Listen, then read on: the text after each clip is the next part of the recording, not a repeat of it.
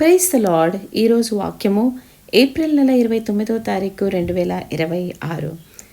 మీకా గ్రంథము 7వ అధ్యాయము 8-9 వచనాలు.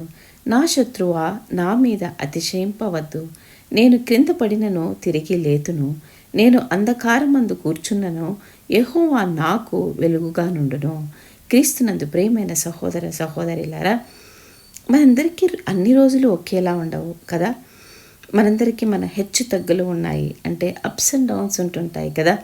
కొన్ని రోజులు మనం ఆరోగ్యంగా మరియు ధనవంతులుగా ఉంటాము, కానీ మనం కూడా అనారోగ్యానికి గురి కావడం లేదా కొన్ని సమస్యలలో పడిన సందర్భాలు ఉంటాయి. మంచి రోజులు వస్తాయని అందరము ఎదురు చూస్తుంటాము. పడిపోయిన ప్రతిసారి మళ్ళీ తిరిగి లేస్తామనే ఆశతో మనం ఎదురు చూస్తుంటాం.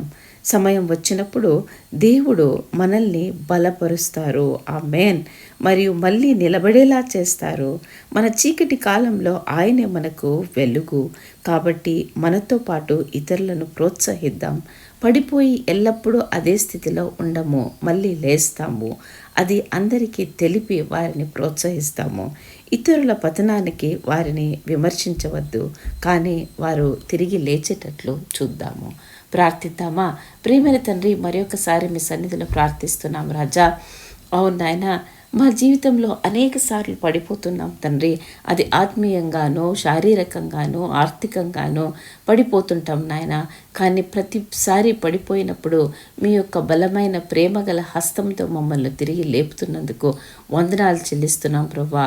మీ యొక్క ప్రేమను రుచి చూచిన మేము ఇతరులు పడిపోయినప్పుడు వారి పతనాన్ని బట్టి వారిని నిందించకుండా, విమర్శించకుండా, వారిని యేసు ప్రభు నామములో చేయి పట్టి లేపే కృప మాకు అనుగ్రహించమని వేడుకుంటున్నాం తండ్రి.